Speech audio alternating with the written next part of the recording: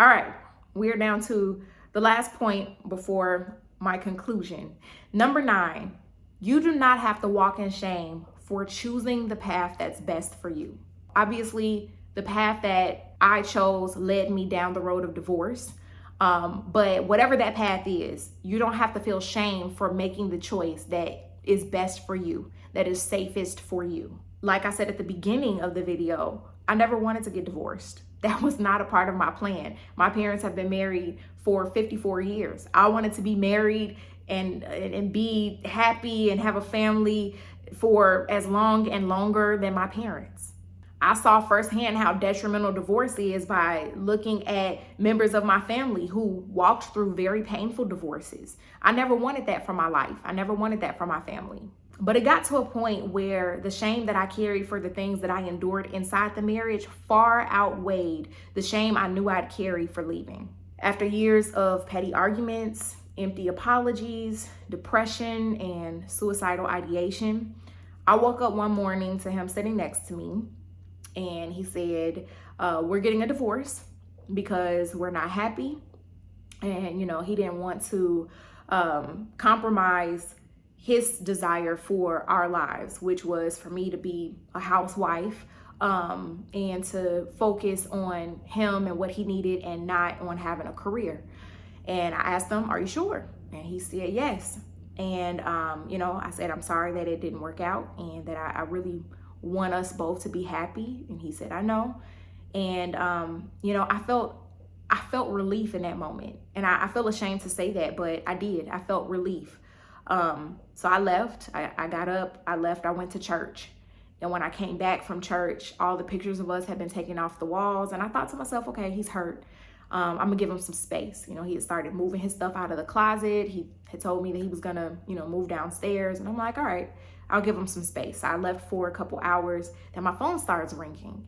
And it's people that we had in our community that had been walking with us through this whole journey, talking about, I heard that you all are getting divorced. And I'm like, oh, okay, he's legitimizing this. All right. We're really doing this. This is for real. A couple hours later, I got a phone call from a very upbeat former spouse. This was a drastic change from the melancholy spouse that I talked to earlier that morning. In this phone call, he expresses that he's excited to see me. When am I coming home? What are we having for dinner? And I'm quite honestly terrified and confused because when I left this morning, you took all the pictures off the wall and you told me that you decided that we were getting a divorce. And what am I supposed to do with this? I'm kind of scared at this point. When I got home, some of the pictures were back. I'm just like, I've walked into the twilight zone. In 12 hours, I went from saying a melancholy man, stern in his decision to let me have the house because he didn't want it and to get divorced, to an excited and giddy man who was sure that the only thing we needed to do was just pray and speak God's word and, speak positive affirmations and not let the devil take our marriage. And I'm just like, what happened in the last 12 hours? But also, we've done all these things. We've prayed the prayers. We have gone to the retreats. We have read the books. We have made these promises. We've fasted. We've done all the things over the past 6 years. And now in 12 hours, you went from one extreme to the next and more empty promises. And I'm not only scared, but I'm just done at this point because no, this drastic switch up on top of all of the trauma that I had already experienced, this inconsistent and erratic behavior for me, it left me scared and I didn't know what else to expect. I didn't know how to anticipate what was coming next. So the next morning when he left for work, I packed a bag and I left. My ex-husband broke our vows. So I petitioned to dissolve the marriage. At the risk of everyone's opinions, I left with everything that I could fit in a duffel bag, in a book bag. I knew people would think that I didn't try hard enough, or maybe they thought that I let my career go to my head and I was being prideful and stubborn, or that I was being irrational and choosing divorce as the easy way out. But I knew in my spirit that it was what I needed to do. I thought that it was very important for me to share the details of the day that I left, because that's a very pivotal moment, right?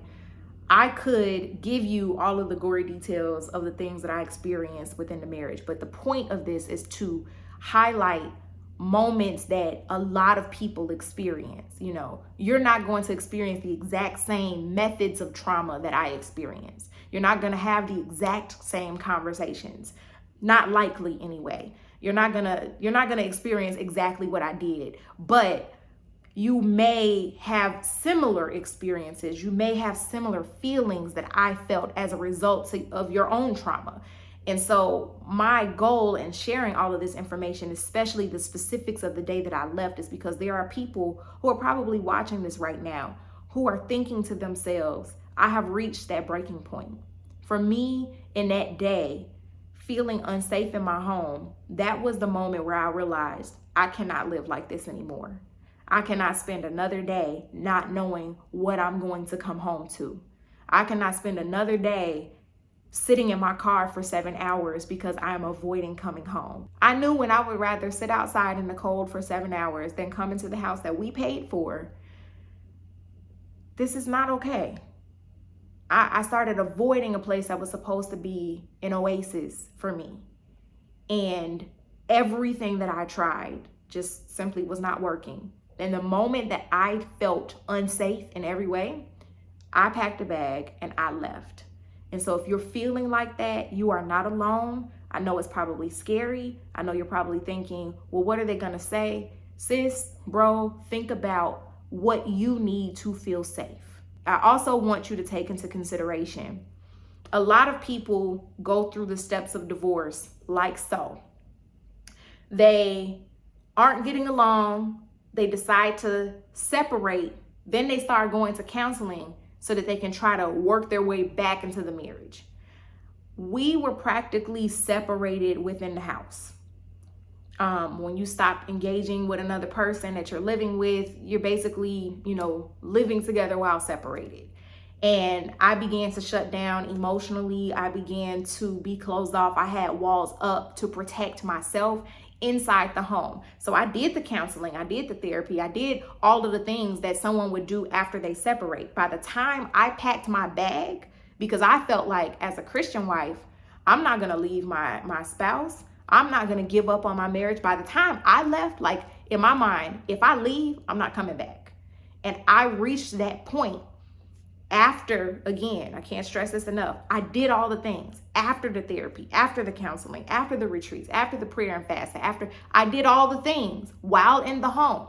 And I don't think that it would have been any different if I had left and tried to do it while physically separated.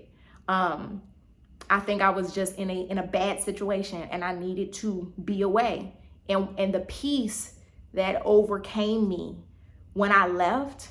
Now, I was technically homeless when I left. I was sleeping on a couch for a couple months, and I had more peace sleeping on that couch for a couple months than I had in years of sleeping in one of the most comfortable and expensive beds that I bought from Mattress Firm. And it was very, very, very telltale sign that I made the right choice. In conclusion, I am not telling you all of this so that you can get a divorce. Divorce is hard. Even when it's right, divorce is so hard and it can get ugly and it can take a long time and it's expensive. Divorce is hard. So if you feel like that's the right choice for you, be sure, because it is very, very difficult, even when it's the right choice.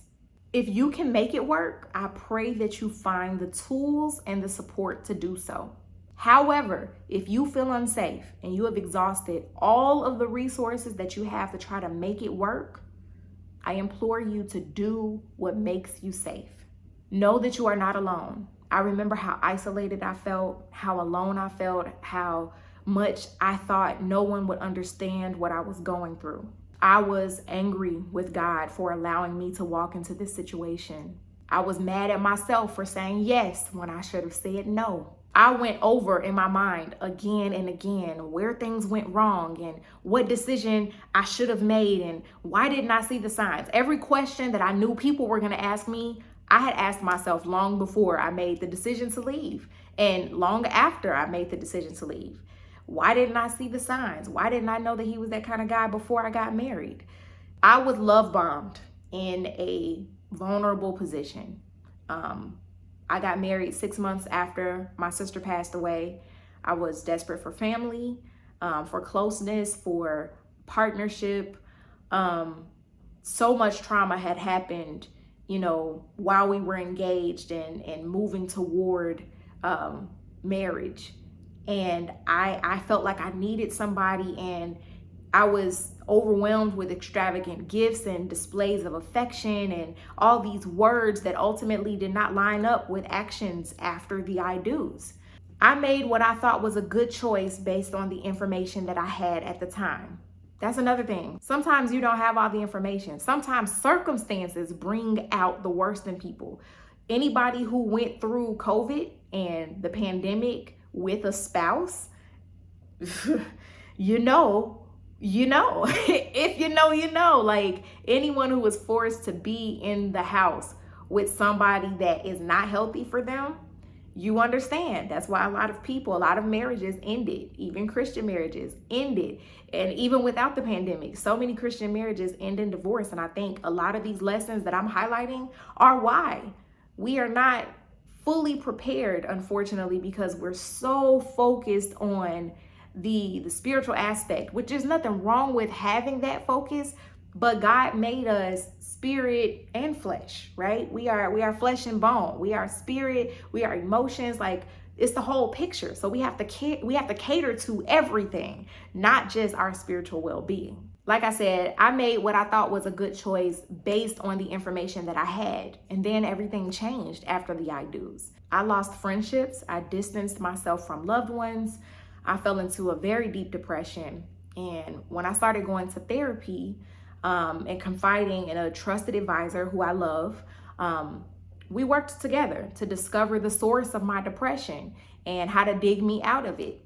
And the more that my heart and my self-image started to heal and improve, the more that my purpose started flourishing, the worse that my marriage got. And that for me was a telltale sign that I was in a bad situation. That may not be the case for you, but for me, I firmly believe that when you start healing on the inside and everything about you starts flourishing, you start coming to life, you start feeling peace and joy that is inexplicable, and your marriage gets worse, there's a foundational issue. There's a crack in the foundation. I firmly believe that. In closing, I do not wish any ill will toward my ex-husband. I truly and wholeheartedly wish him good health and better choices. I pray that everyone who watches this will learn from it and will be better and not bitter. Thank you so much for watching, and I hope you have a great day. Love you.